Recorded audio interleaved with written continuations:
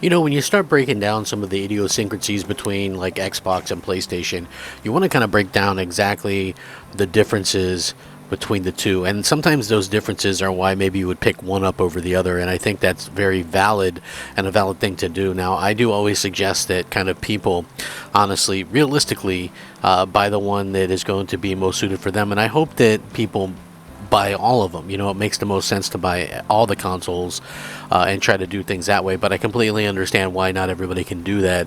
And, you know, I get it. You know, I honestly do. But with this news coming out, I think that it really goes into show that, you know, Microsoft has a pretty big idea of what gamers want. And this is a definite differentiating aspect and process, you know. So Microsoft is doing, I think, a fantastic job of getting people content. Looks like this Activision deal is going to be closing very soon.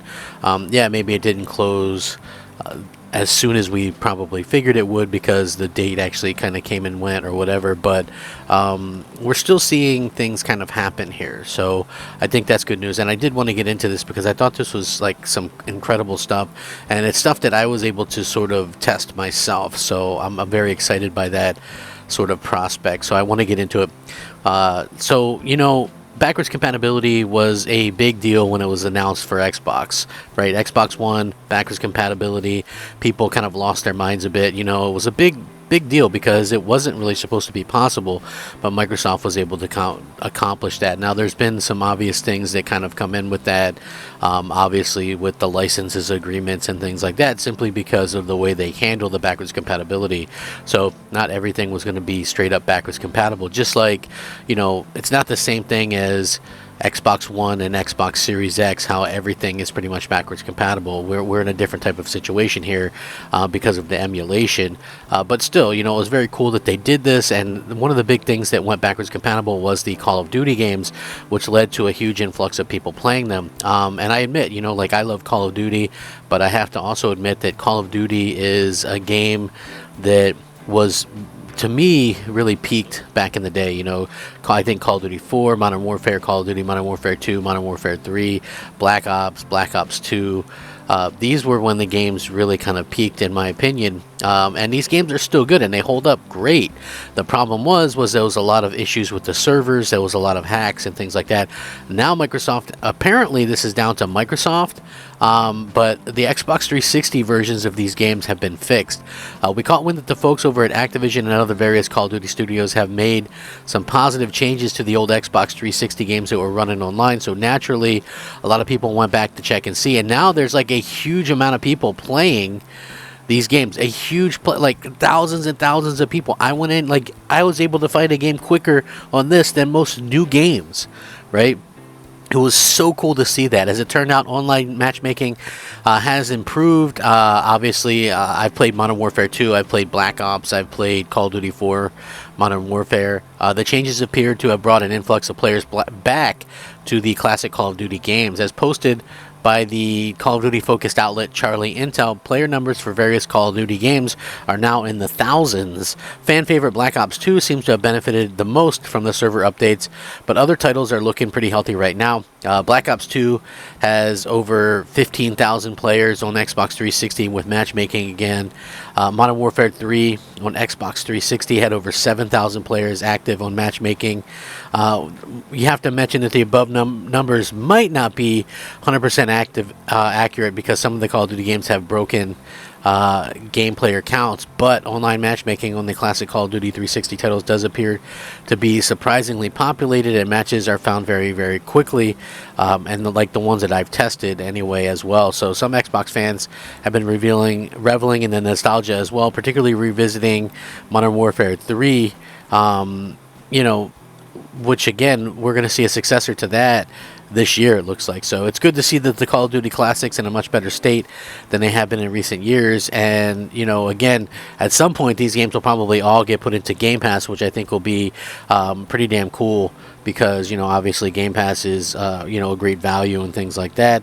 And not only is it a great value, but you see people kind of understand what's going to happen in terms of, hey, we're going to be able to play these games, we're going to be able to enjoy ourselves, we're going to be able to have a good time. And I think that even though right now, and some people might go, oh well, if you already love those games, you can just play them.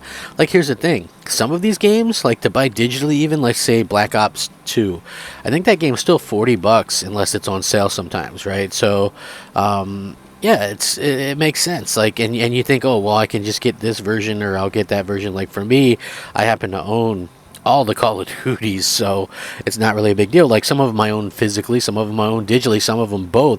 Like Call of Duty 4, Modern Warfare, for me to play that, I had to put into my disc, right? But Modern Warfare 2, I own that digitally, so it wasn't as much of a deal, I just booted it up, check it out. Same thing with Black Ops, I own that both physically and digitally.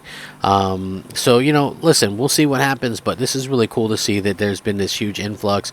And guess what? Only on Xbox, really. I mean, that's a differentiating thing. Like, Call of Duty is such a huge thing, it's such a huge deal, and again, it's really nice to see just everybody kind of come together and be able to play these games that they loved. And maybe they only play them for a little bit, I don't know, but I can imagine that the player counts are going to spike crazy when these games do hit Game Pass as well, because they're such kind of beloved games and things like that. So I think that's going to be pretty cool. Microsoft, for whatever reason, maybe Microsoft is behind this, maybe not. But also, oddly enough, they fixed Shadowrun, a 16-year-old game. That's really kind of weird. Microsoft has seemingly fixed the matchmaking servers in 2007 Shadowrun for Xbox 360.